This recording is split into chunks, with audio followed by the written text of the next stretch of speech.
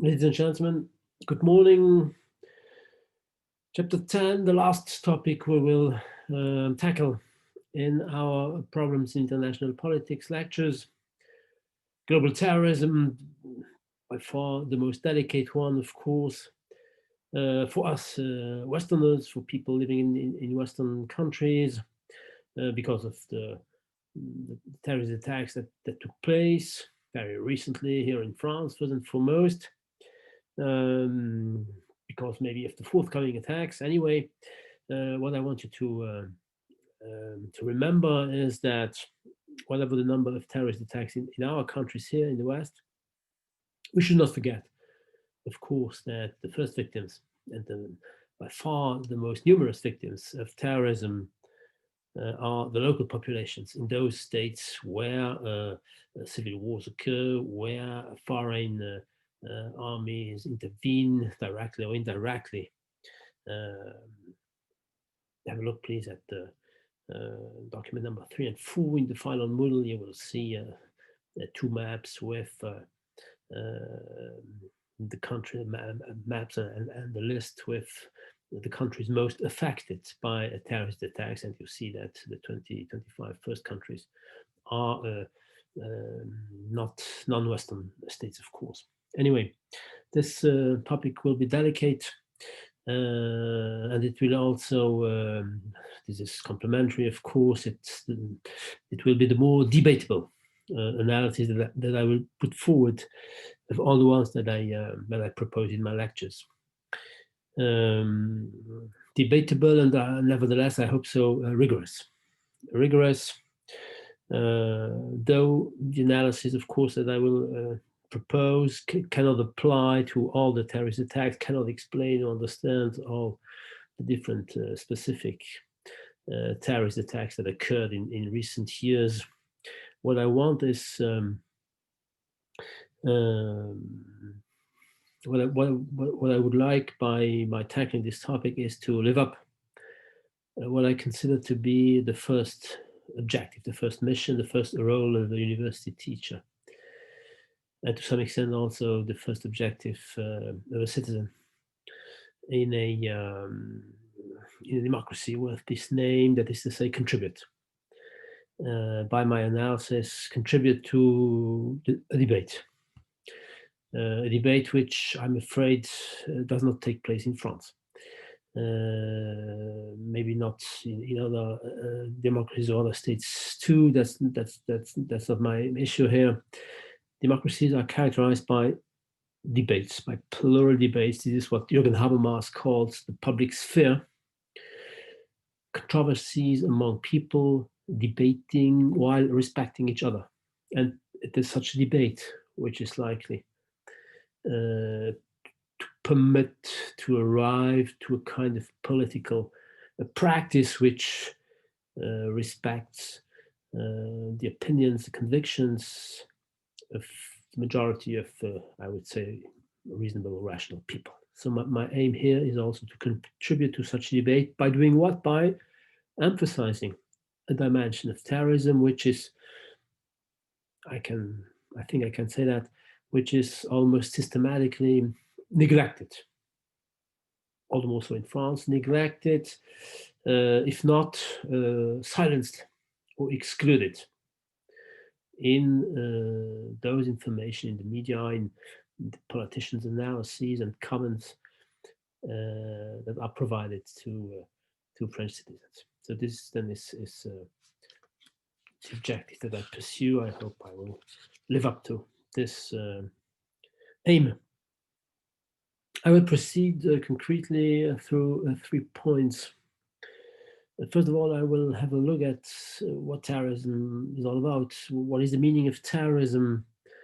Because the first obstacle we have to overcome when talking about terrorism is the absence of any kind of consensual definition. And this is due to terrorism being, I would say, the ultimate, essentially a contested concept. What is a contested concept? An essentially contested concept. The term was coined by a bit British philosopher of science, William Galilee, in the 50s, and essentially contested concept is a concept whose use triggers, cannot but trigger never-ending disputes about the proper use of the term. That is to say, there are as many conceptions and definitions of a concept as there are users of this concept, which therefore is not a concept, but a notion, a term. All the more so since, and this is typical of all the concepts used in social sciences, all the more so it is a concept which also is used in everyday language. The same is true for terms like democracy, like imperialism, like hegemony, like war, etc., like peace, like freedom. There are as many conceptions of freedom as there are people talking about freedom. So the same is true for terrorism. And this is the first point I would like to have a look at. What is terrorism in a somehow rigorous analysis, that is to say, in an academic analysis. An academic analysis, I repeat, maybe I did already say this, an academic analysis aims at identifying and understanding social processes, not at evaluating, not at predicting, not at prescribing. Okay, this is my conception. First point. The second point will consist in having a look at past types of terrorism in order to some extent to emphasize the specificities of the contemporary Islamic terrorist networks. And in the last section, I will precisely have a look at the causes, the reasons of the contemporary Islamic terrorist wave. And I will put forward the idea that Islamic networks resort to their suicide attacks against Western civilian populations. I will focus on those attacks that took place in Europe and in the US, North America. They resort to suicide attacks in order to compensate for the technology, to compensate the technological advantages that are possessed by the Western militaries. That is to say, global transnational Islamic terrorist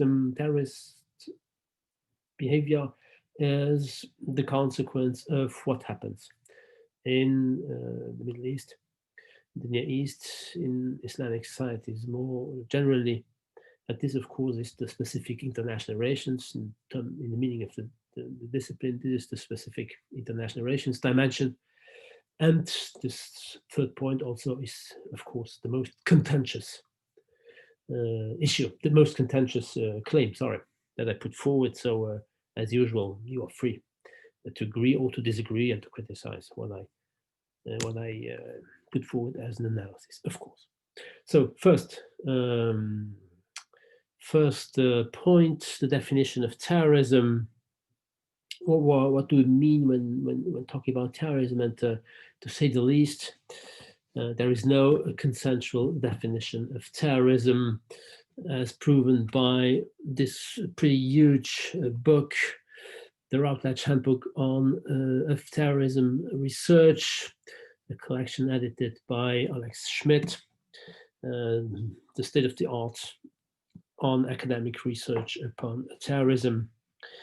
And there is no consensual definition. Before going through the details of this point, two preliminary remarks which contribute to explain why there isn't, why there can be no consensual definition of what terrorism is all about.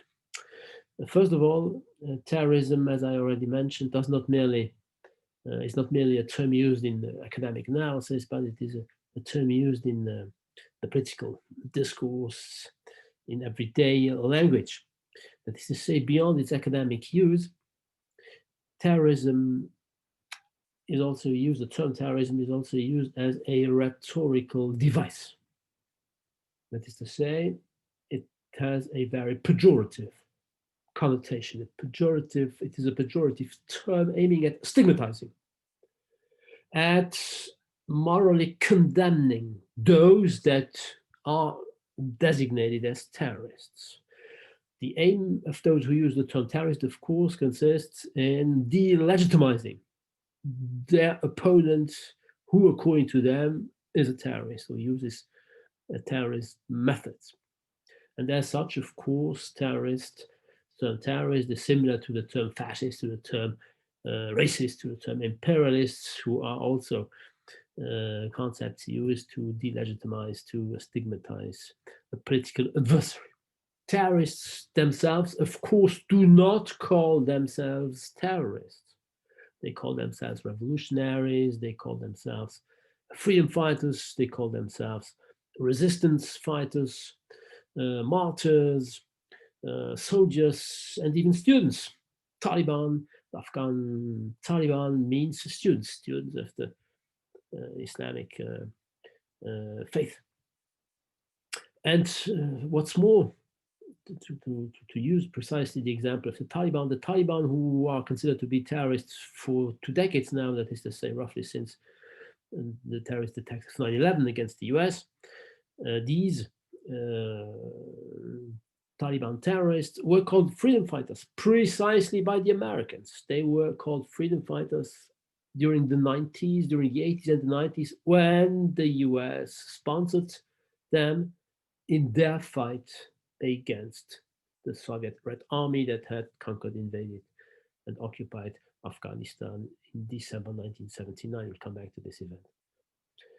So today's terrorists sometimes were former freedom fighters, and sometimes today's terrorists will become tomorrow's statesmen, if, of course, their terrorist activity permits them to attain what they are looking for, that is to say, to become head of states in the countries concerned by their undertakings.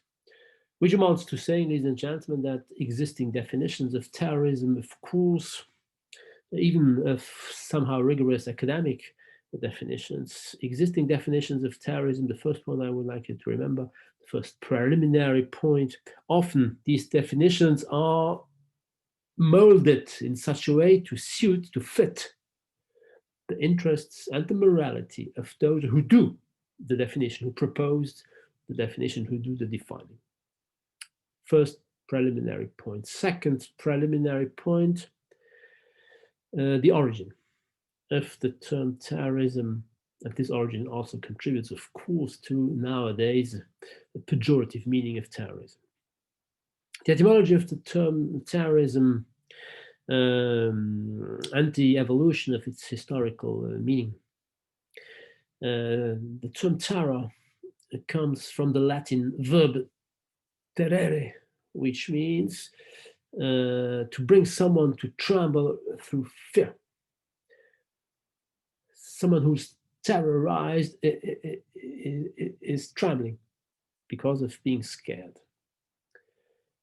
And at the very beginning, when this term was used in the Middle Ages, it had no political dimension. It was designated an individual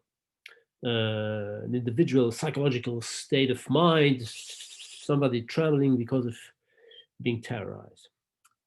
The verb entered, terere, entered, the term entered the French language in the 14th century, the English language in the 16th century, and it was in one of the very first political essays of modern times that the term terror was used with a political meaning. It was in the French Jean Baudin's 6 books of the Commonwealth, les 6 livres de la République. Jean Baudin wrote this huge essay, 6 books, at the end of the 16th century. He was an absolutist political thinker, favorable to absolutist monarchy, in order to consolidate the then French monarchy, which was, of course, divided, notably because of the then existing religious quarrels opposing the Catholics to the Protestants.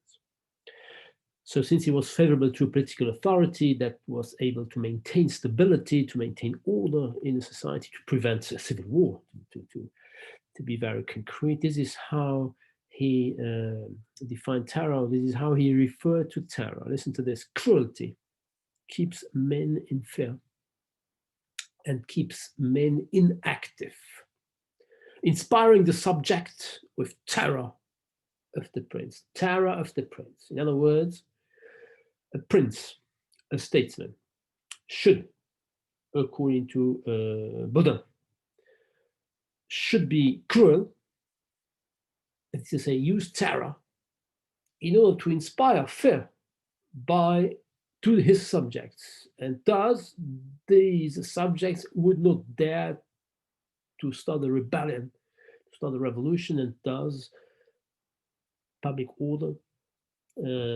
stability, domestic stability would be maintained, and the state itself, in this case the monarchy, would be consolidated.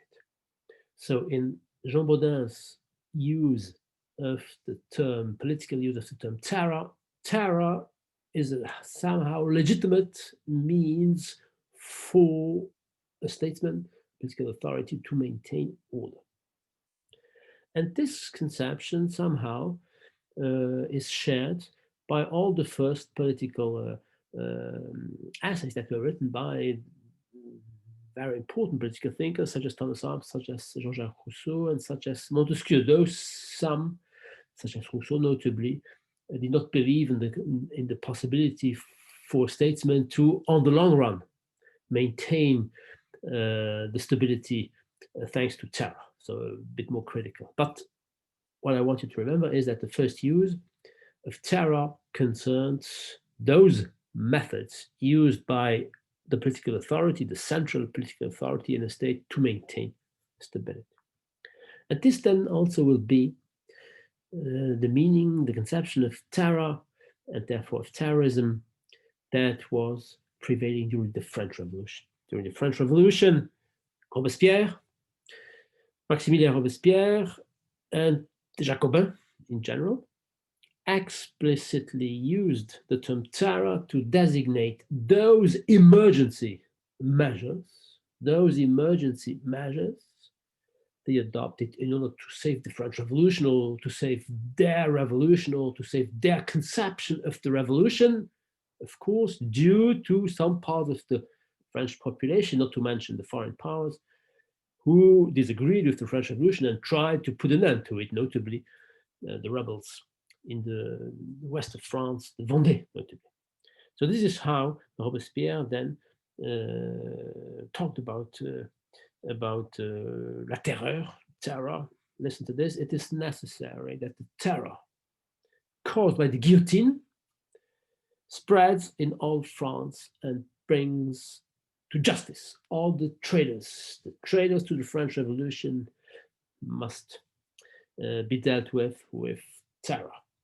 There is no other means, I quote, there is no other means to inspire the necessary terror that will consolidate the revolution. So the revolution needs the guillotine, because thanks to this terror, the revolution will triumph against its adversaries. So from Baudin to Robespierre to the French Revolution, terror defined an instrument of legitimate violence, of state violence, and of legitimate and actually of legal state violence. It was a means used by governments to maintain order. So to some extent, almost perfectly, the opposite of today's meaning of terrorism, the spontaneous meaning that we have in mind when thinking of terrorism. So there was a shift, therefore, there was an evolution that took place. And this evolution was twofold. Two evolutions took place, two processes took place during roughly the 100 years following the French Revolution. First of all, and actually at the very end of the French Revolution, at the very end of Robespierre's autocratic rule, a first shift occurred.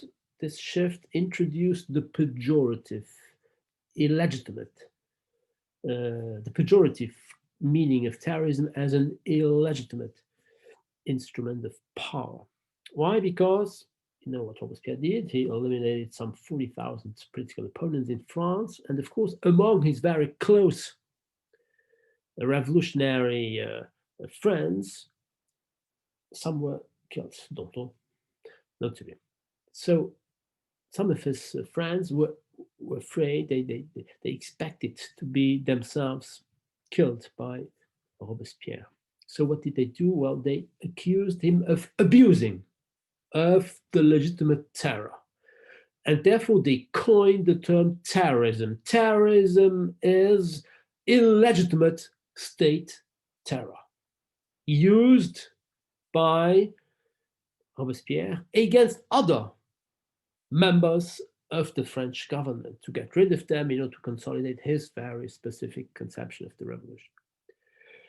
So what did they do? They accused him of practicing terrorism, which therefore was pejorative terror, negative terror. And of course, they managed to get rid of him by sentencing him to death. So state terror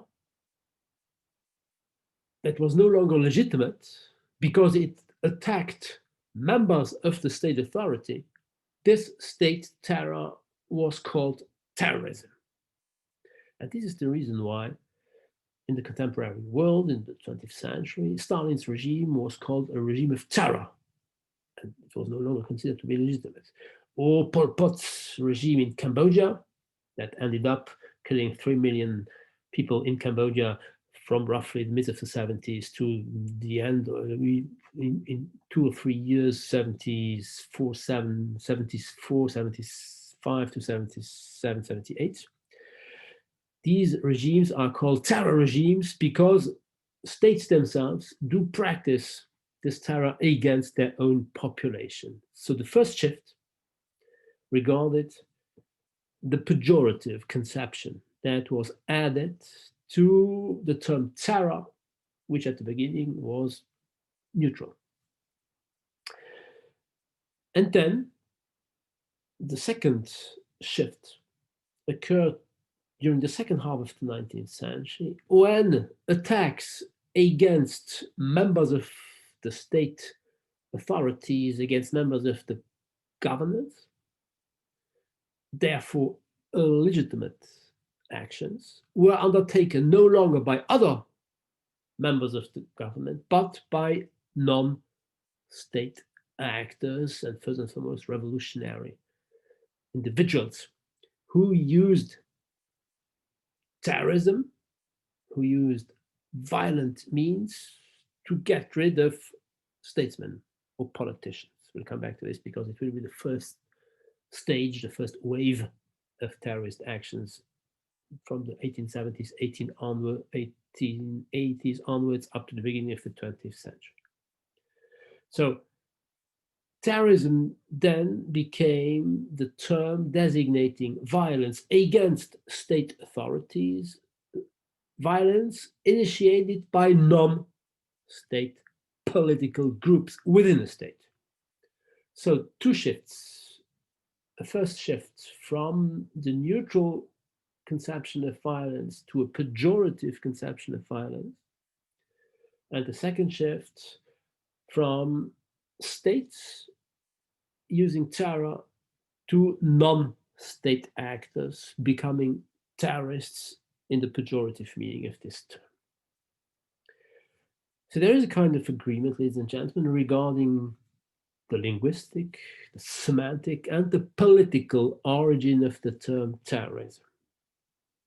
But despite this agreement, there is no agreement regarding the contemporary definition. Actually, when I say definition, I should say definitions, because there are hundreds and hundreds of definitions that are proposed in Alex Schmidt's book. Is a list of 250 definitions. And Schmidt specifies that it is only a sample of existing definitions. Definitions are proposed within academic researches by researchers, scholars of various disciplines of by definition. Political science is interested in terrorism, war studies or conflict studies, law, criminology, psychology, communication studies, religious studies, etc., etc. So a huge number of disciplines and therefore a huge number of definitions, but not merely academics are proposing definitions. National states or national governments or intelligence services have their definition of terrorism. Of course, international organizations do so too. The League of Nations was the first international organization trying to define terrorism, and so is doing the United Nations, which never managed to come to a consensual definition. So a lot of definitions, I put some of them in the file that you can find on Moodle, document number 1. Maybe the first one is the best. It is also the shortest one. An old Chinese wisdom, an old Chinese saying, kill one, frighten 1,000. Kill one, frighten thousands. This idea is at the core of the different, somehow serious definitions that I would like you to have a look at. Academic definitions, of course, that I think are worth being mentioned. If you look at Raymond Aron's definition, which goes back to the 60s, terrorism is an act of violence when the psychological effects are out of proportion to its purely physical results. You kill one and 1,000 are frightened. So the psychological impact of a somehow limited violent action, the psychological impact is huge, disproportional. In this sense, and this is the reason why Raymond Aron is one of the very last, his definition goes back to 1962, one of the very last, who still takes into account the first dimension of terrorism as state terror. Listen to this. In this sense, the so-called indiscriminate acts of revolutionaries are terrorists, as were the Anglo-American zone bombings, the Anglo-American carpet bombings during World War II, to try to incite the German population to no longer support the Nazi regime.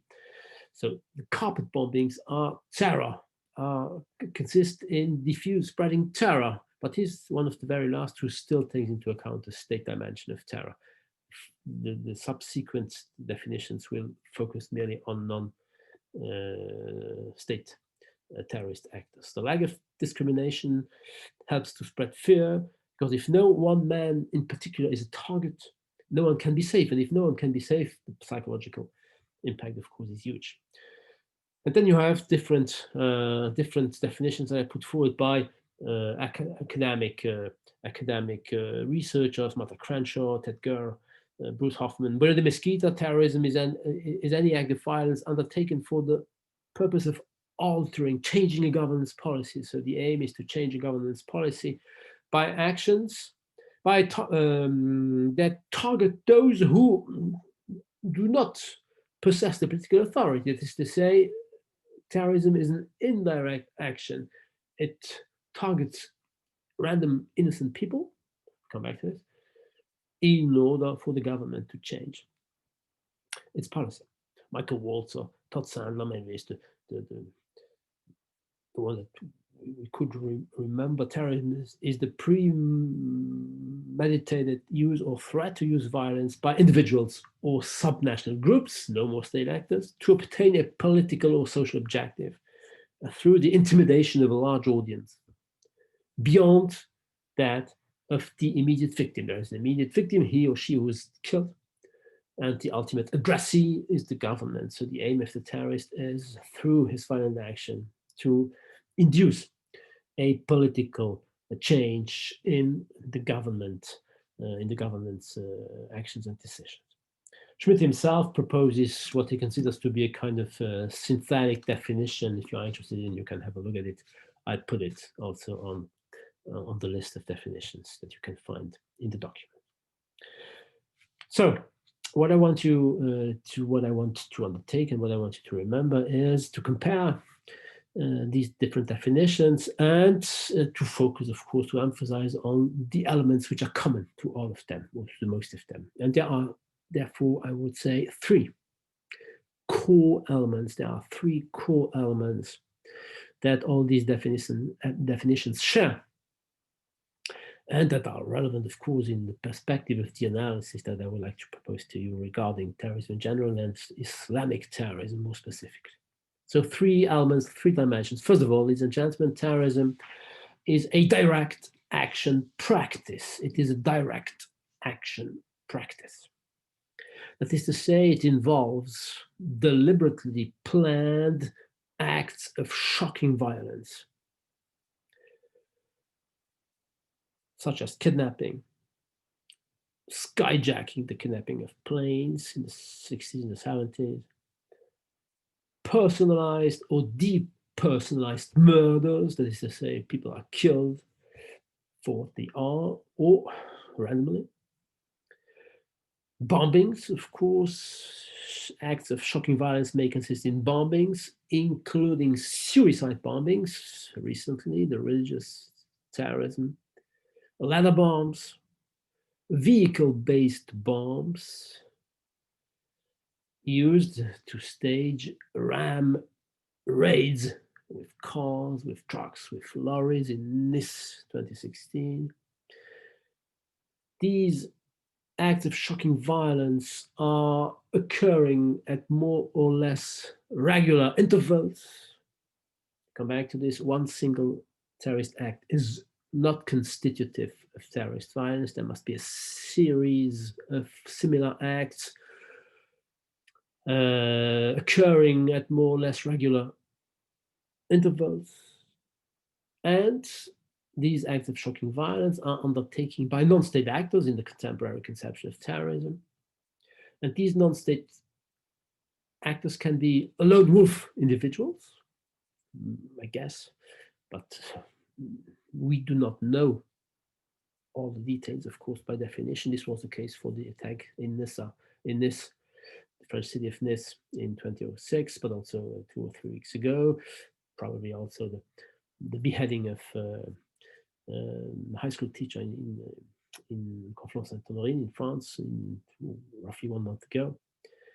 So lone wolf individuals, the terrorists, 2 cells, small cells of underground organizations, notably in the 70s and the 80s, we'll come back to this, 2 transnational global networks. And all these actors, be they individuals, groups, or networks, are of course embedded in movements, in violence-prone movements, in movements that, of course, in their doctrines or in their convictions, are favorable to the use of violence. So a direct action practice.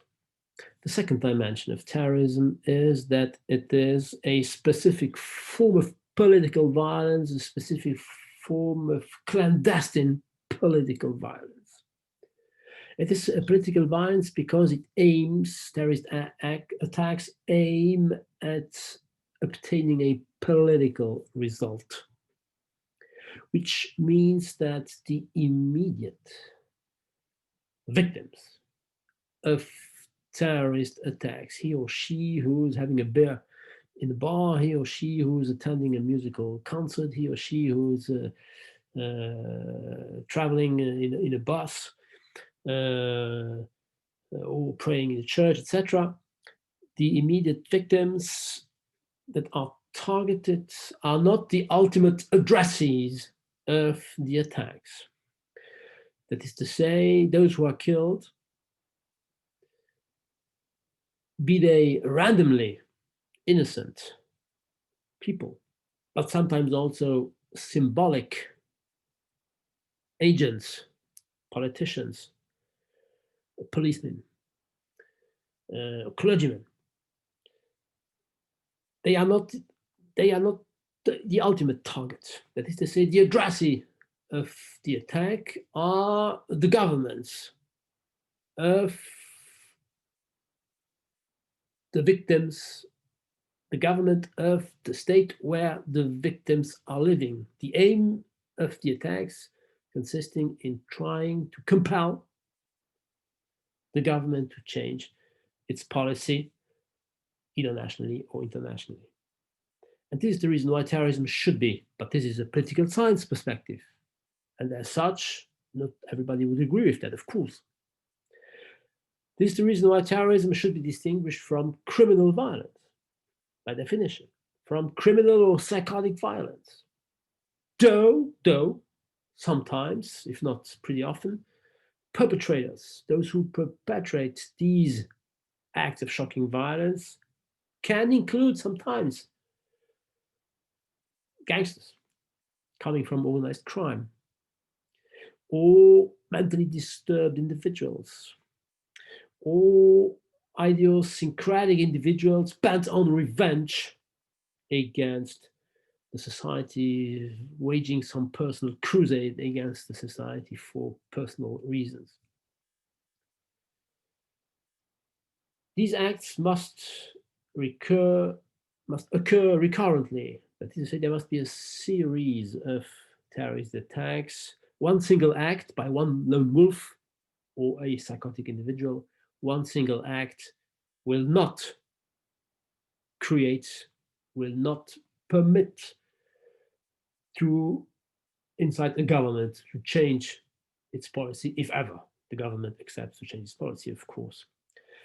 That is to say, one single act of terrorist violence, to some extent, is not, strictly speaking, terrorist violence. One single terrorist attack does not create the climate of fear,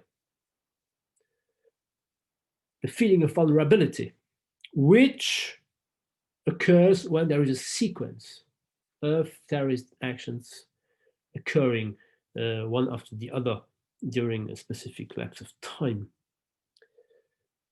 There must be a series of actions in order for the two targets, both the civilians that are likely to be killed randomly and the statesmen that are the ultimate addressees of these attacks, there must be repeated actions in order for a climate of fear to emerge and in order for the political authorities, the political government, to come to the conclusion that in order to stop the series of attacks, a political change must occur.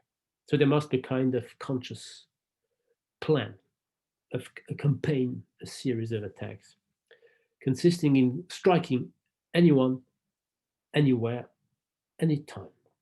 And we thus come to the third major characteristic of terrorist attacks, terrorist acts. Terrorism also is a means of communication. So it is a direct action practice. It is a clandestine, it is a form of clandestine political violence, and it is a means of communication because it resorts, of course, to publicity, gendering, to rumor, gendering acts aiming at producing a perception of vulnerability among the audience, the target audiences, a feeling of vulnerability disproportional to the actual amount of violence used. There are much more people killed in car crashes than in terrorist attacks, but we are never afraid of taking our car. There are many feminicides, women killed by their husband or by their lover, by their former lover, or their former husband, etc., than people killed by terrorists. There are much more people killed by guns in the US for criminal reasons than by terrorist violence. And yet, the impact of these different forms of violence is not similar.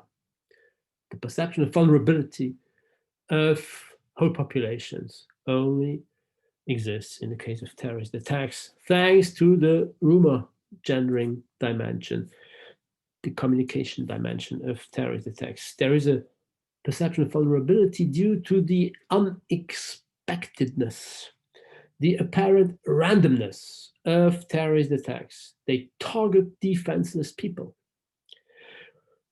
We all may be arbitrarily killed, and as such, of course, terrorist attacks create an exaggerated feeling, they aim at creating an exaggerated feeling of vulnerability.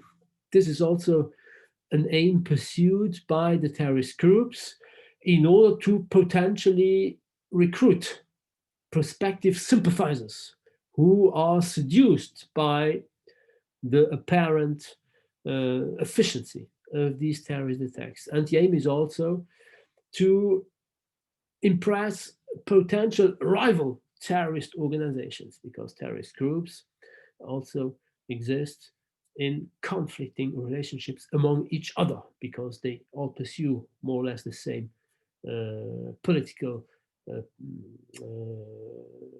aim, objective, and therefore they want to get rid of their rivals who also pursue the same objective.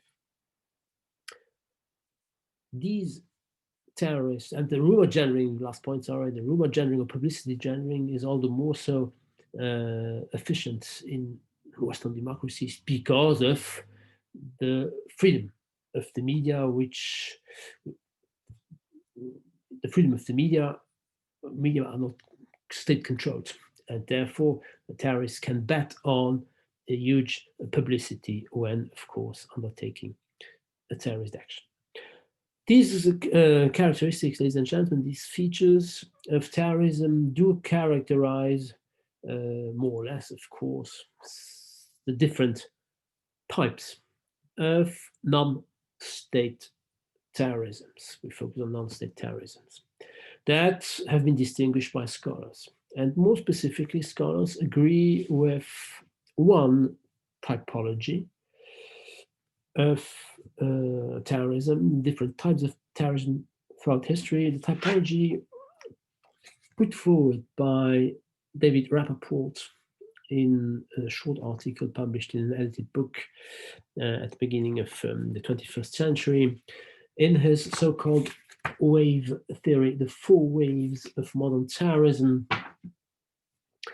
And in this model, David Rapoport distinguishes 4 waves of terrorism, 4 types of terrorism. I put an excerpt in the final model.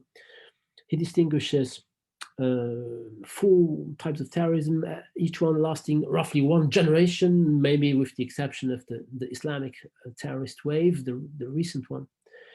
So he distinguishes anarchist terrorism, the first one, anti-colonial terrorism, leftist or left-wing or new left terrorism, the third one, and the contemporary religious wave of terrorism. So let's go through these 4 ways and 4 types of terrorism. The first wave, ladies and gentlemen, corresponds to the late 19th terrorist attacks staged by anarchists. Anarchists, that is to say, adherents of anarchism. Anarchism is a political doctrine and a political movement. The main representative is Mikhail Bakunin, a Russian anarchist who published different analyses at the end of the second half of the 19th century. He was a rival of Karl Marx, left-wing labor movements in the 19th century were either Marxists or anarchists. The difference is the following one. Marxists claim that thanks to the socialist revolution, the state, meaning the exploitation by the state of proletarians and the domination by the bourgeois class and its bourgeois state authorities, the state will fade away, will gradually disappear after the socialist revolution. And the difference with anarchists is that anarchists want to accelerate to some extent this, what they consider to be the move of history, the process, the historical process.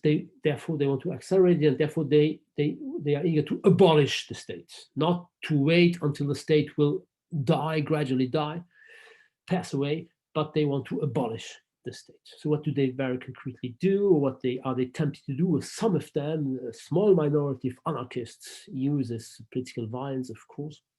They came to the conclusion during the 19th century that the different strategies adopted by the then French, German, etc. labor movements were inefficient to permit the proletarians to get rid of the capitalist exploitation.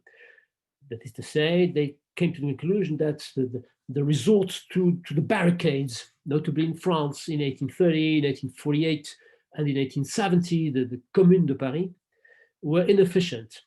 And so they proposed to change the strategy, to adopt a new strategy, and they adopted what they called the propaganda of the deed. The propaganda of the deed. That is to say, they staged terrorist attacks against politicians. In the Greek tradition of the tyrannicide, the Greeks, in the Greek history, tyrants were sometimes killed by citizens.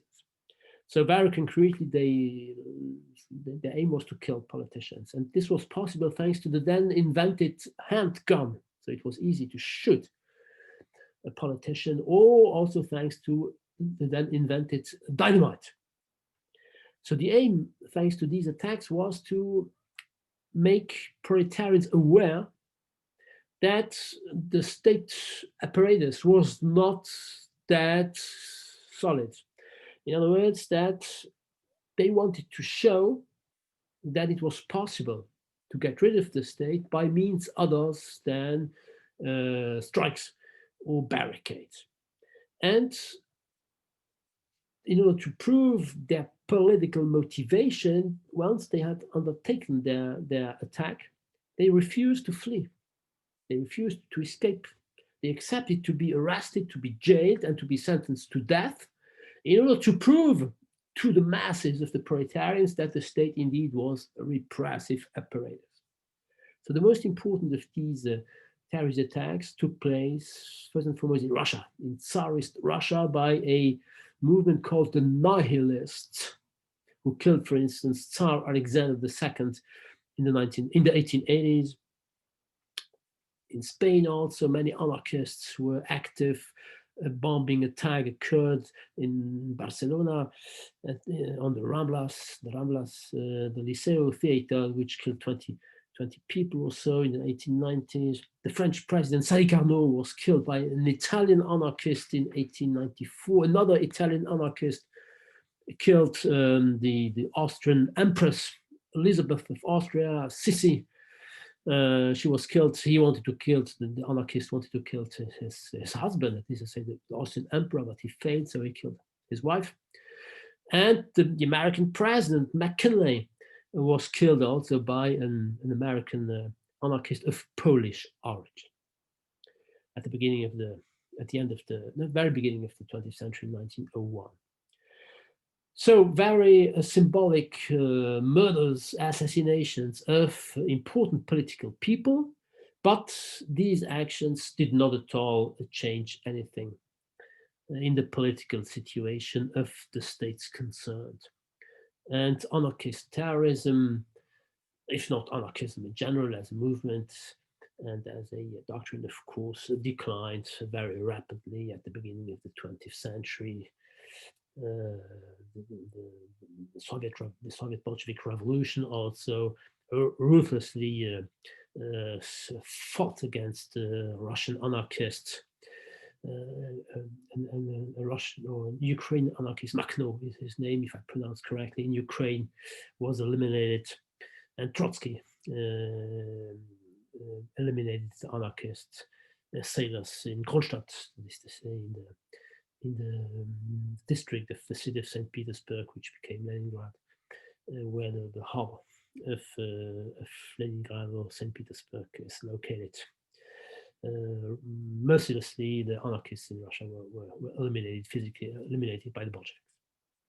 So the aim of the anarchists in general and the anarchist terrorists was to destroy states. The second wave pursues almost perfectly the opposite objective. It wants to create states. It wants to create states for specific populations, and this is the reason why the second wave by Rapoport is called the anti-colonial wave, because it is terrorism, that is to say, clandestine political violence used against colonial powers. The origin, the context we have to have in mind, to understand this, was Woodrow Wilson's, but also the Bolsheviks' appeal to the rights of nations, of peoples, to collective self-determination. Beginning of the 20th century, Wilson, 1917, 1918, the Bolshevik Revolution, 1917, 1918, notably the French and the British still had their colonial empires.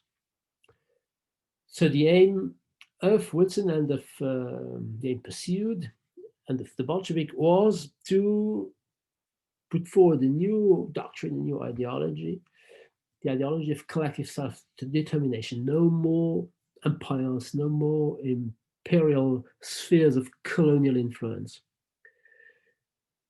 In Central Europe, you may know that, the decline, the definitive decline of the Austrian-Hungarian Empire, but also the Ottoman Empire in the Balkans, permitted Central and Eastern European states to become independent.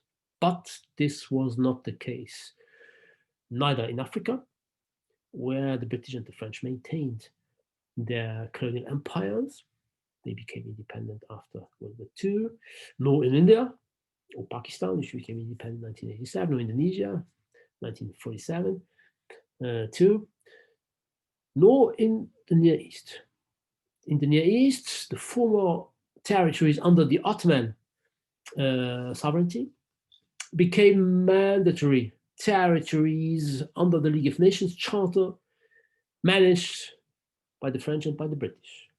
The French managed Syria and Lebanon, what became Syria and Lebanon, and the British controlled the mandatory territories of Iraq, of Transjordan, today's Jordan, and of Palestine.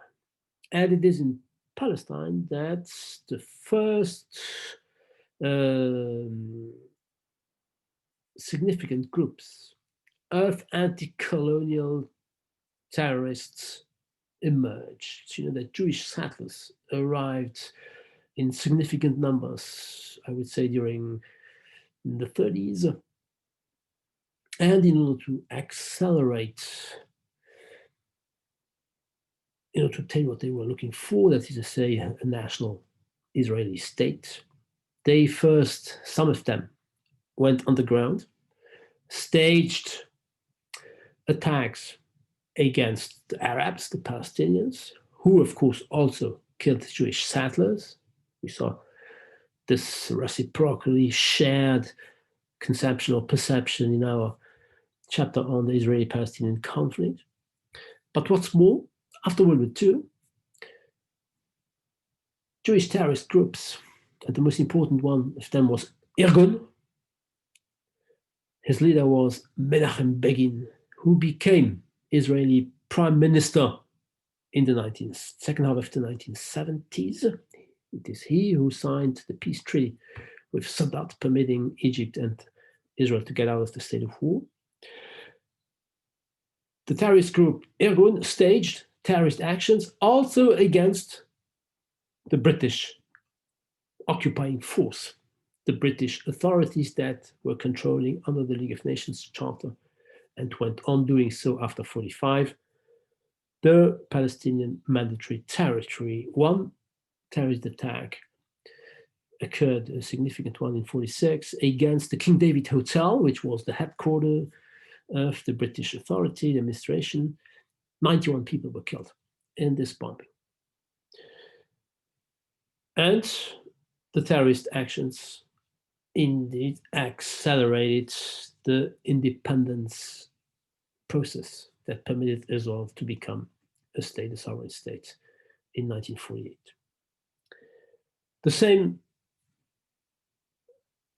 terrorist version, the same version of terrorism was applied in Algeria against France by the FLN groups within the FLN or the NLF, the National Liberation Front, Front de Libération Nationale.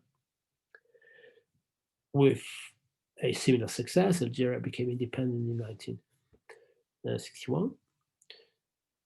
The PLO, somehow ironically, used the same methods as the Jewish terrorist groups had used in the 1930s and 1940s. But the PLO, and the same is true for Hamas, up to now we saw this, were unable to obtain what they were looking for, that is to say, somehow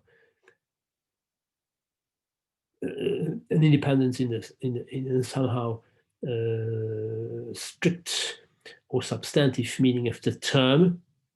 There is no Palestinian state nowadays. So the idea of creating a state, thanks to these anti-colonial terrorist actions, did not permit the Palestinians to obtain satisfaction. But if we compare the different waves, the one that we saw, the anarchist wave, this anti-colonial, and the two ones that will follow, that we will have a look at in a few minutes, the anti-colonial terrorist groups were by far the most successful. Their strategy managed to permit some of them to get what they were looking for, to obtain what they were looking for, that is to say, political independence. Why? Because they were benefiting, these groups, from significant support, political support by local populations who were sympathizing with them. And they managed to do so by staging their attacks, notably against the security forces of the occupying colonial powers, the British in Israel, the French in Palestine, the French in Algeria. So they were striking at the police, which represented the authority of the colonial power.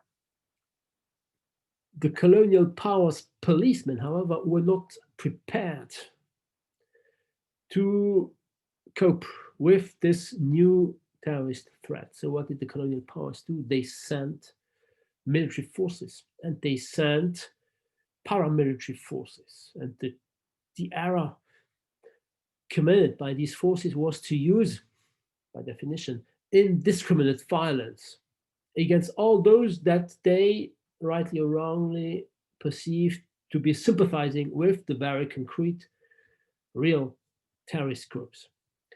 By using this indiscriminate violence, the sympathy among the population in these territories, the sympathy for those who were favorable to independence, of course, the sympathy grew, increased, and thus more and more people, individuals in the local populations ended up joining the terrorist groups, who therefore were no more terrorist groups, but became guerrilla fighters, able to stage attacks on a larger scale, which ended up convincing the colonial power to withdraw and to let the territories concerned become independent. This is how various third world former colonial powers, former colonial territories became independent, became third world countries after World War II.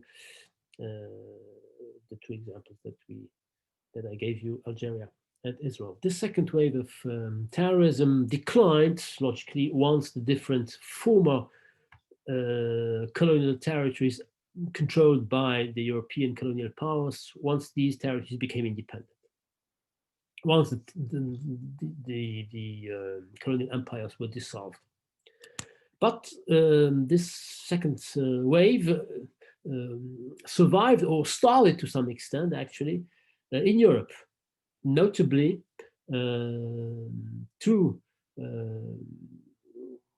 terrorist movements or using terrorist violence are concerned.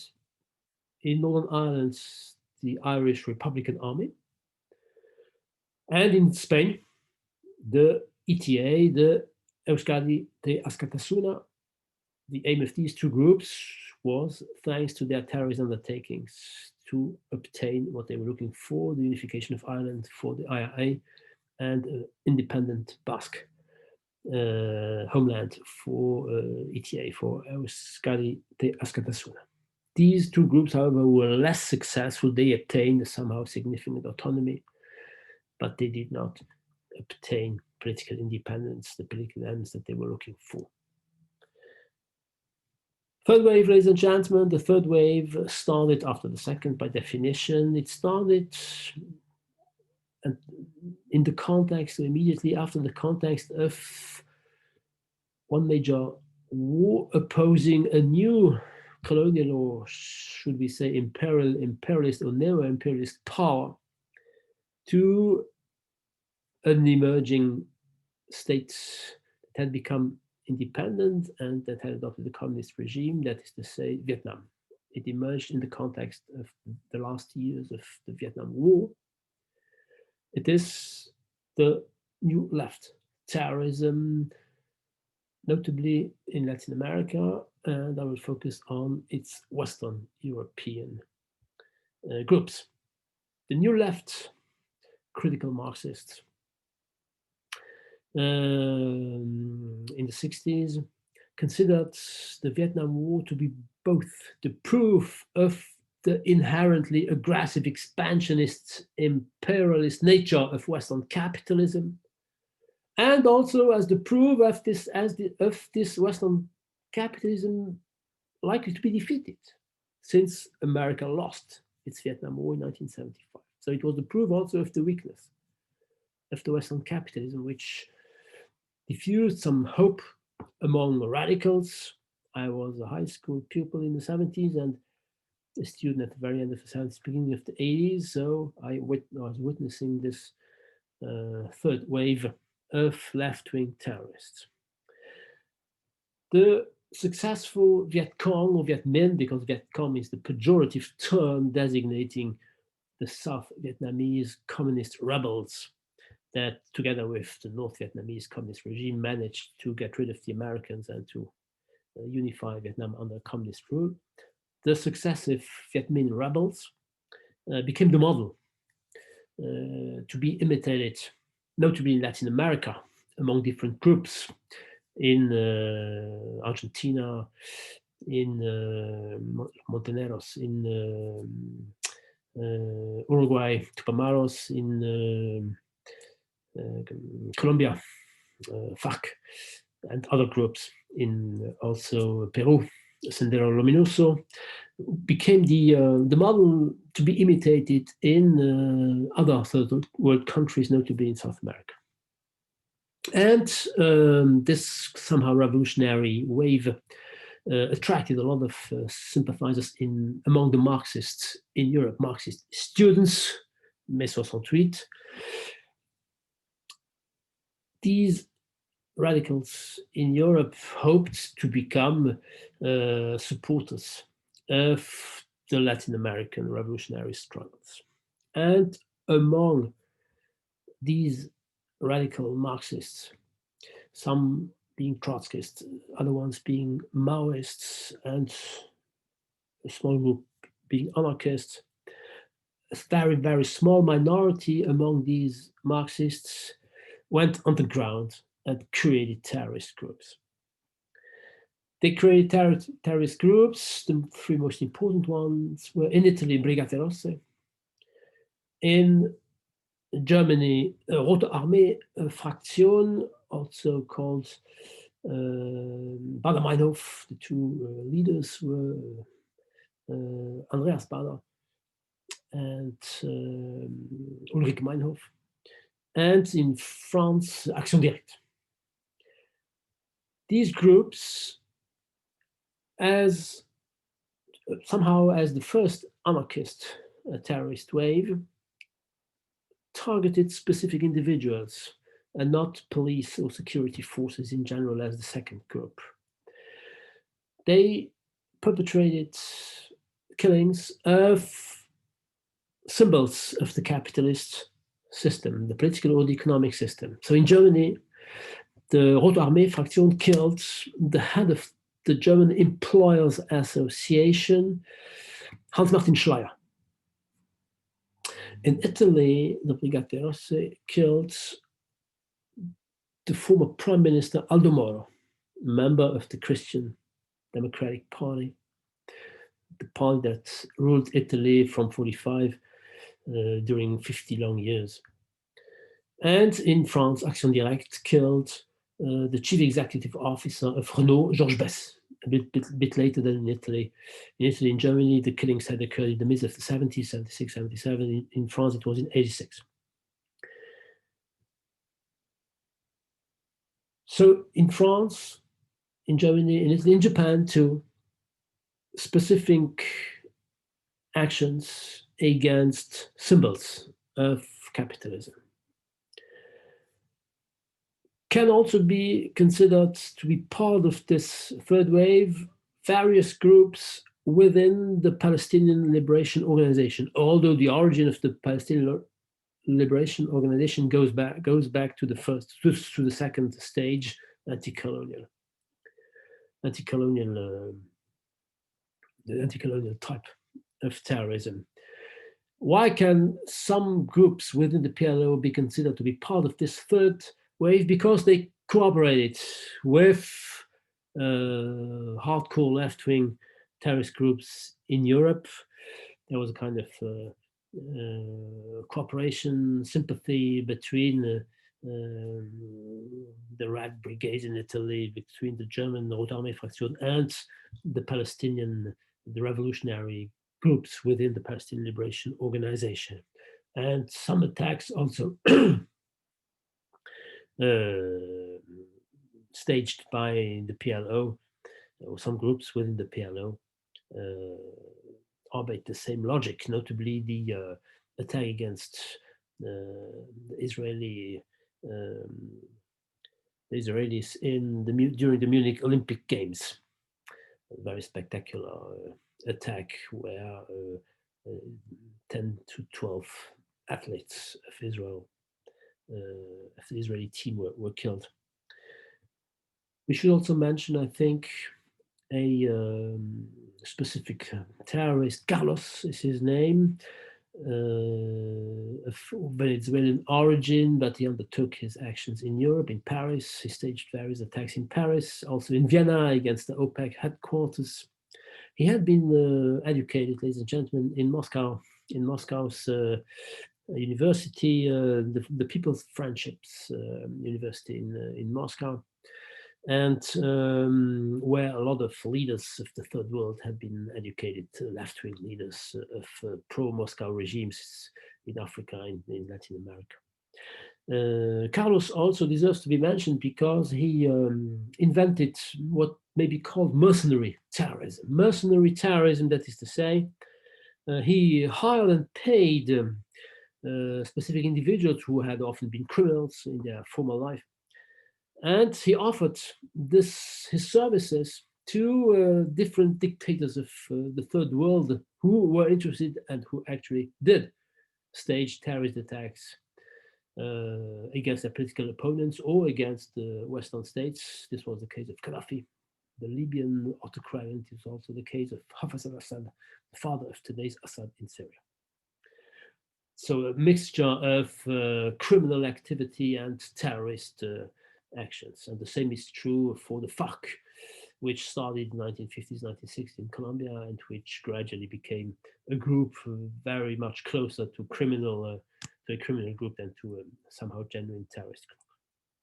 So in Europe, this and elsewhere actually, this third wave had absolutely no significant long-term systemic impact, no political support by the masses whatsoever, no popular support, and therefore the left, the new left or the leftist terrorists gradually sank into political insignificance. Meanwhile, a fourth wave emerged in the Middle East, notably religious terrorism, first and foremost characterized by its spectacular suicide attacks. The rise of this fourth wave, ladies and gentlemen, is closely linked to a historical context that I feel free to emphasize all the more so it is pretty often ignored, neglected, and silenced in contemporary reactions to contemporary attacks. Three series of events that took place within 12 years from 79 to 91. First of all, in 1979, two major events. First of all, in January 1979, the Iranian Revolution triumphed. The Ayatollah Khomeini came to power, turning the former Iran of the Shah pro-American regime, autocratic regime, turned Iran into an Islamic regime. And this triumph internationalized Islamic violence among the Shia Muslims, notably with the Hezbollah in Lebanon. The Hezbollah in Lebanon was the first group to resort to suicide attacks. 79, second event, no longer January, but December 79, the Soviet Red Army invades and occupies Afghanistan, thus inciting Sunni Islamic regimes, notably Saudi Arabia, to sponsor mujahideen, that is to say, Islamic freedom fighters in Afghanistan against the Red Army, against the occupying forces of the Red Army.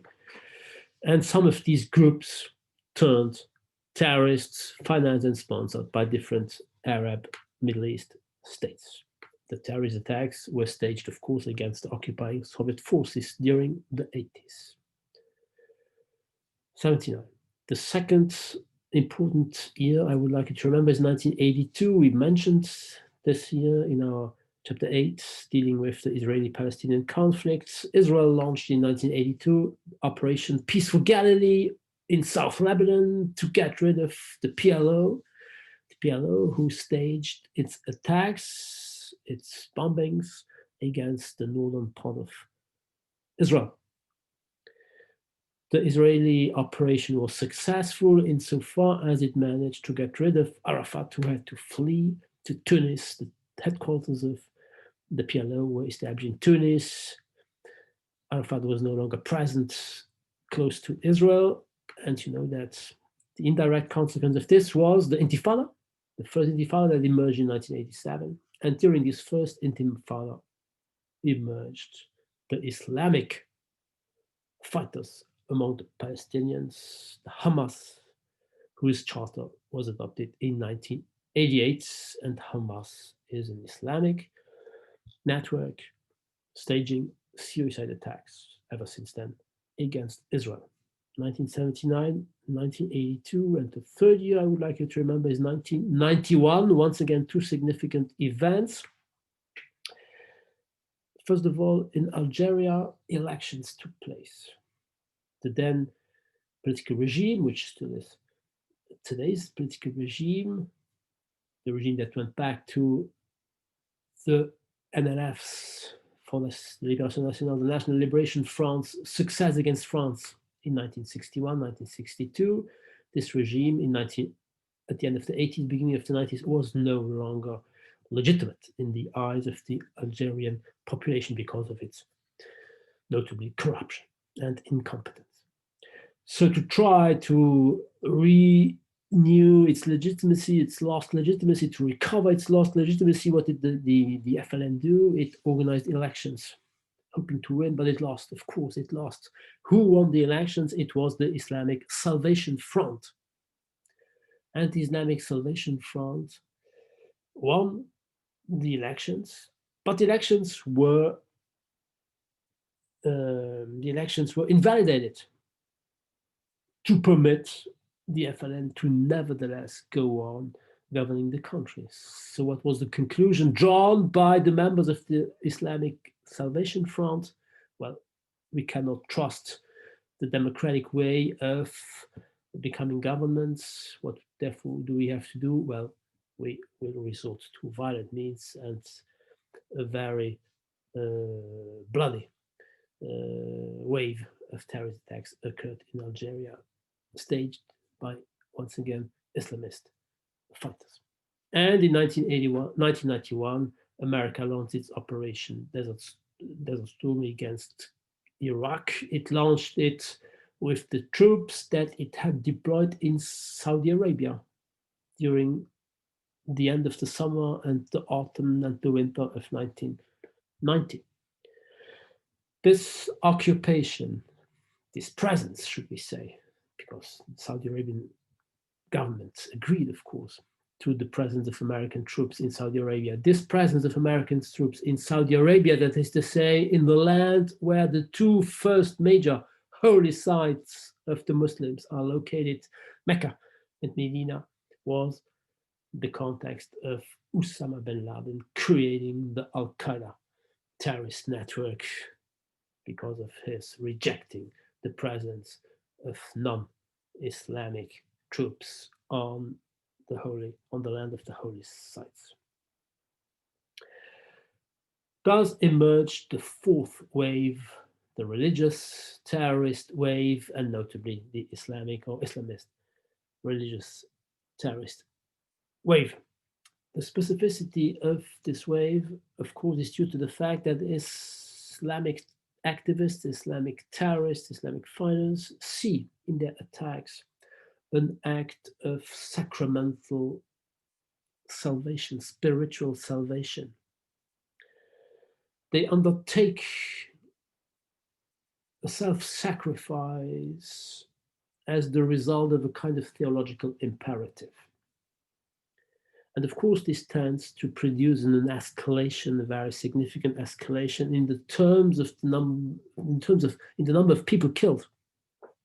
Various researches undertaken came to the result, to the findings that a terrorist who uses a handgun on average kills 3 people. The same is true for he who uses, or she who uses, a knife, attacking his victims, his or her victims. When a bomb is used, on average 7 people are killed. When a suicide belt, explosive-laden suicide belt is used, 10 casualties in average are killed, and around 100 when an explosive-laden car or truck or lorry is used. These statistics, ladies and gentlemen, were established before the recent wave, which goes back to 5 years, in Paris, in Manchester, in London, in Brussels, in Barcelona, in Boston, in New York, in Nice, in Berlin, and very recently in Nice again and in Vienna. So the number of these victims, of course, though being significant, pale in comparison to the terrorist attacks of 9/11. The terrorist attacks of 9/11 against the Twin Towers, against the Pentagon, and you know that the fourth plane crashed somewhere in Pennsylvania. It did not manage to hit what it was looking for, hitting, that is to say, either the Congress or the White House. So 3,000 people were killed, roughly, a bit less than 3,000 people were killed by the 2 planes hitting the Twin Towers of the World Trade Center in New York. These attacks, you know that, of course, were suicide attacks, and those who were able to skyjack the planes accepted to die, to commit suicide. Mohammed Atta, he who was the pilot of the first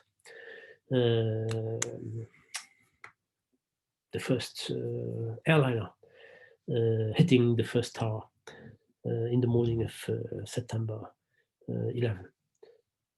So all these terrorists were killed, but he who organized these terrorist attacks, that is to say, Osama bin Laden, he did not commit suicide. He was killed, you know that, 10 years later, on May the 1st, as far as I remember, 2011, by American Special Forces, US Navy SEALs, who discovered his where he was hiding in Pakistan, and who eliminated him, who killed him, May the 1st, 2011, so a bit less than 10 years after the terrorist attacks of 9/11.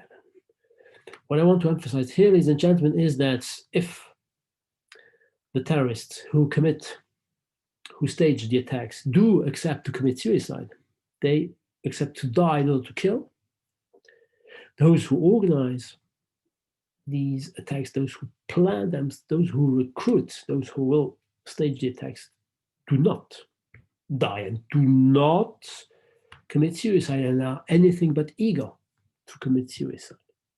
What does that mean? This means that, of course, the Islamist religious terrorist wave also pursues political objectives, of course. Those who organize the attacks do not display any of the possible pathological behaviors of suicidal individuals. Of course, religious indoctrination. Of course, mental illness. Of course, personal revenge motivations contribute to explain these attacks, because they may characterize some of the individual terrorists undertaking these attacks. But from a political science point of view, the one that I do use here, which does not amount that it's the best or the only one, of course not. It's just another fact that I would like to emphasize as a political scientist.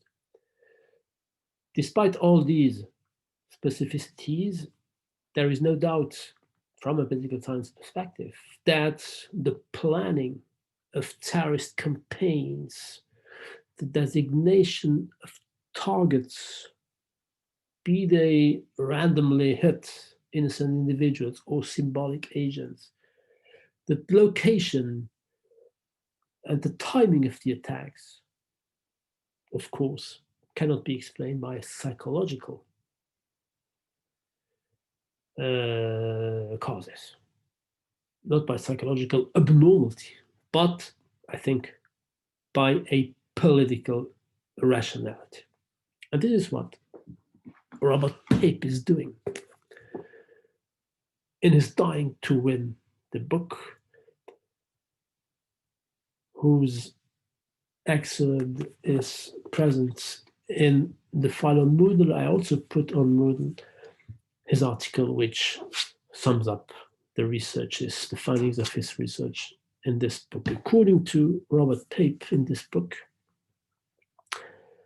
suicide terrorism is the extreme form of the rationality of irrationality. The rationality of irrationality, the subtitle I chose for today's class.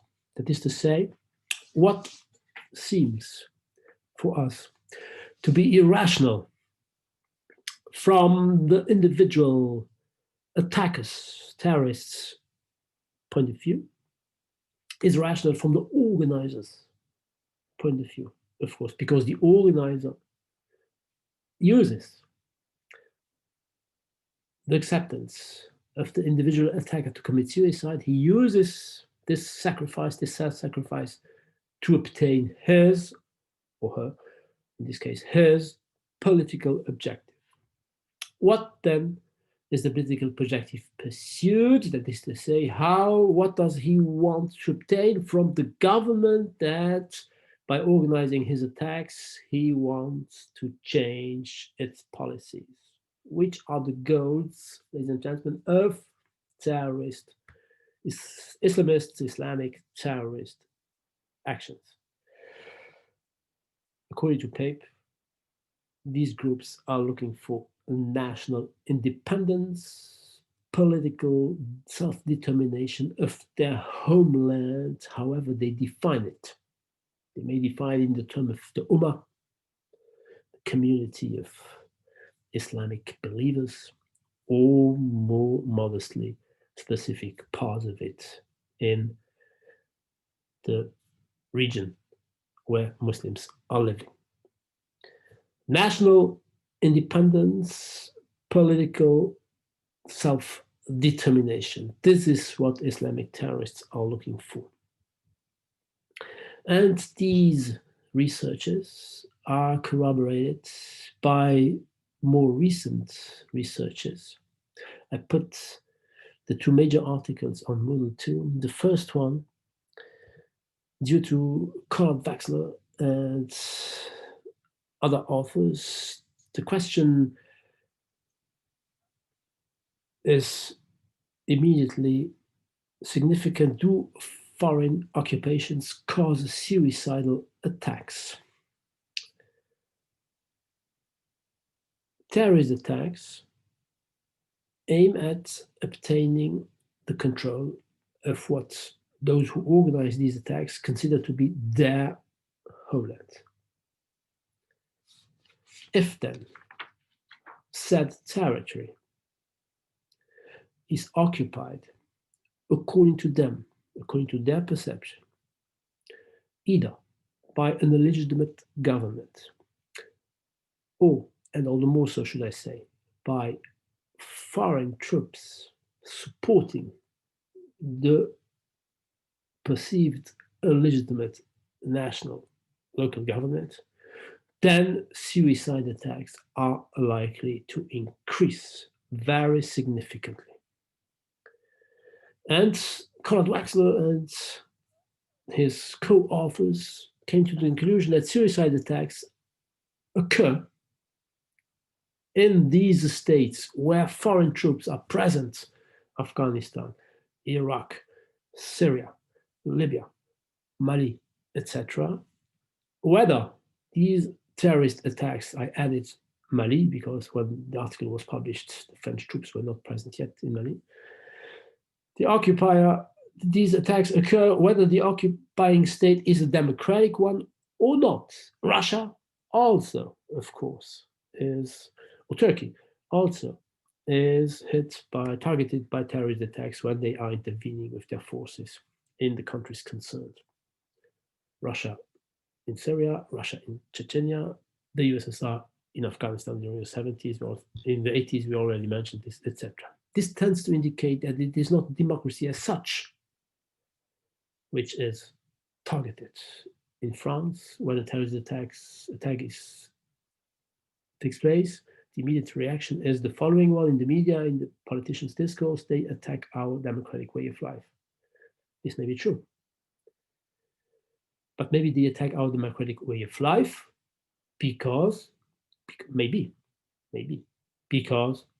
the French troops are present in those territories that these terrorists, or those who organize these terrorist attacks, consider to be their land, their homeland. And Conrad Wexler and his co-authors also found out that the number of terrorist attacks very significantly increases when the foreign occupiers also are religiously distinct, which is the case of Western occupying forces and also of Russian occupying forces, who are either Christians or Orthodox, but by definition, to some extent, not Islamic. A more recent research is even somehow more interesting, or I would say more relevant, to understand some dimensions of terrorism, of contemporary terrorism, those attacks that are taking place no longer against occupying forces in the territories concerned, but in our countries. That is to say, the most recent attacks. This is the article of Alex Braithwaite. I also put it on, who studies transnational terrorism, we can say global terrorism, as a consequence of military footprint. That is to say, those states that intervene militarily in, notably, Muslim regions, those states, I quote his research, have a 60 times greater probability to be targeted by a terrorist attack than states that do not intervene militarily in said Muslim regions. Ladies and gentlemen, Western powers, Western major powers, the French, the British, the Americans, first and foremost, of course, have a high propensity, a high tendency to intervene militarily, a high eagerness to spread their values or to promote and to defend their more down-to-earth interests when intervening militarily in these regions. Therefore, if Braithwaite's analysis is valid, there is a high risk for them to be targeted by terrorist attacks, suicide attacks on their own national soil in France, in the UK, in the US. And I would say that this is all the more so the case since the way, the method, the warfare used by these major powers when intervening in these Muslim regimes, these conduct of warfare incite indirectly the terrorist attacks to hit, to target the civilian populations in the countries themselves. Why? Because the wars or the military interventions fought by Western powers in the Middle East are characterized first by the fact that they are fought by professional armies, by corporate warriors, and by special forces.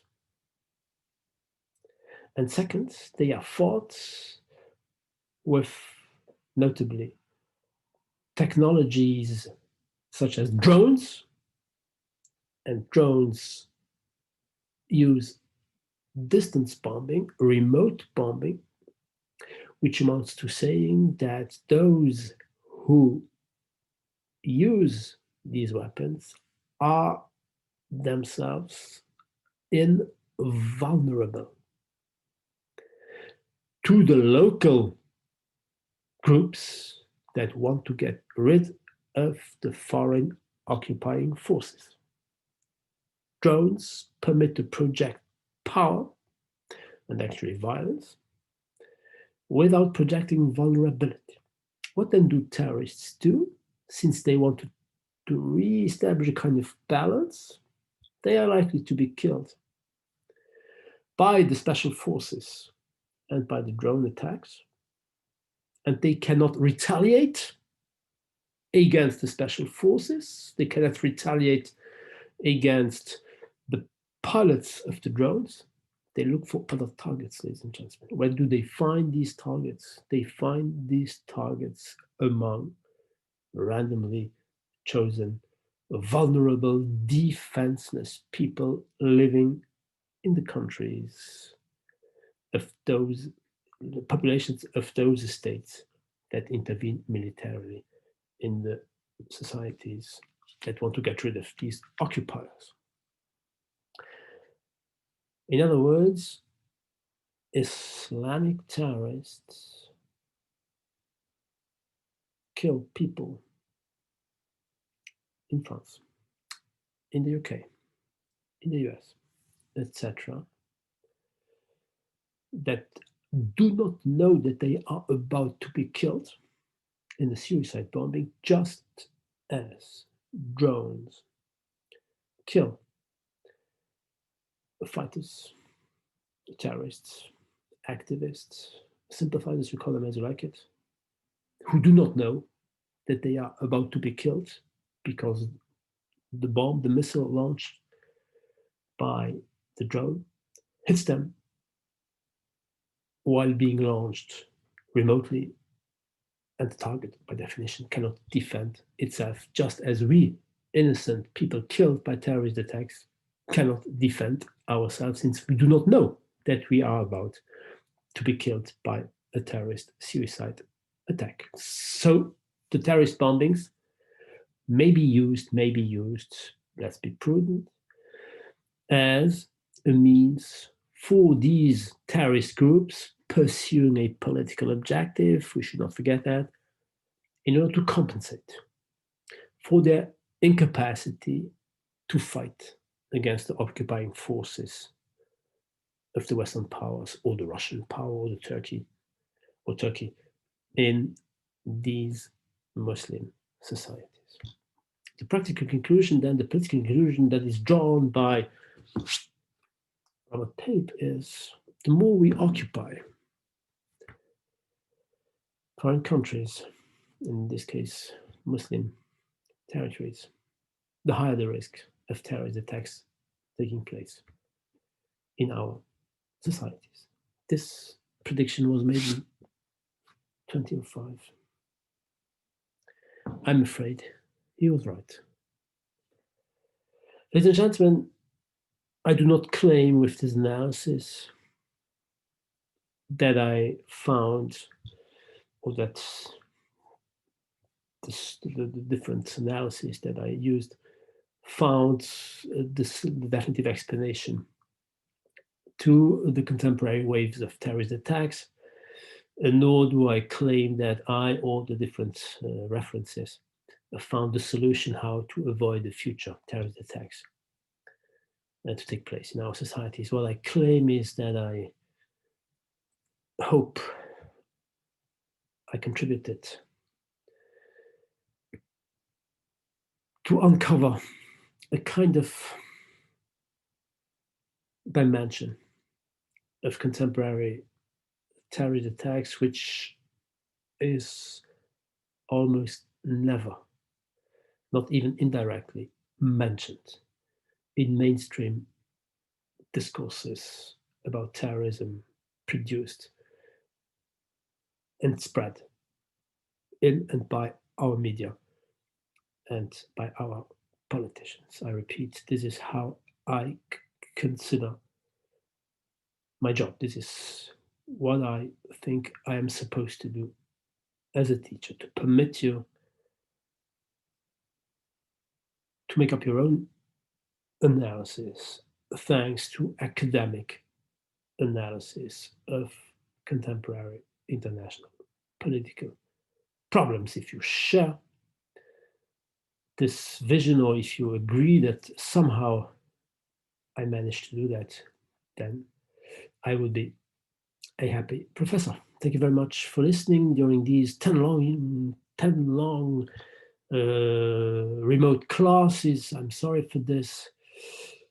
I hope you enjoyed my lectures, and good luck for the exam, ladies and gentlemen. See you someday. Goodbye.